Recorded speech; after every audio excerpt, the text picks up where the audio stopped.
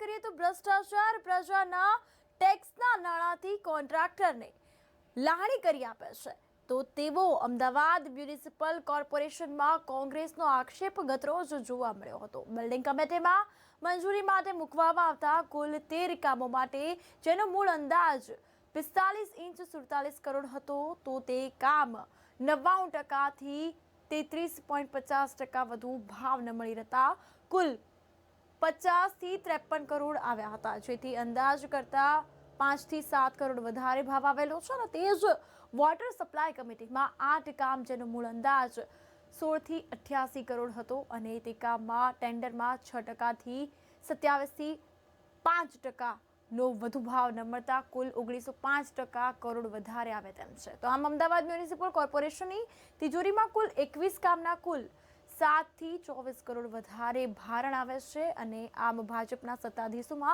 ભ્રષ્ટાચારની ગંધ વધે છે। અને ત્યારે અમદાવાદ મ્યુનિસિપલ કોર્પોરેશનના વિરોધ પક્ષના નેતા શહેજાદ ખાન પઠાણની પ્રતિક્રિયા જે છે તે સામે આવી હતી।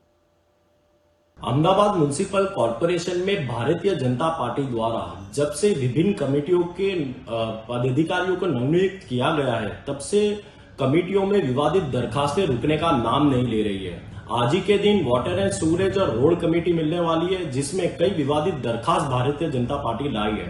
सबसे पहले तो करोड़ों रुपए का टैक्स जनता को लाल आंख दिखाकर उनसे वसूला जाता है, लेकिन वही टैक्स के पैसों से जनता की सेवा के बदले कॉन्ट्रैक्टरों की झोली में उन पैसों को डालने का काम भारतीय जनता पार्टी के पदाधिकारी कर रहे हैं। आज ही के दिन मिलने वाली वाटर एंड सूरेज कमेटी में बढ़ोतरी के करीबन 17 करोड़ के काम अंदाजित बताए गए हैं, जिसमें बढ़ोतरी 2 करोड़ रुपए डालकर उसे 19 करोड़ रुपए कर दिया है।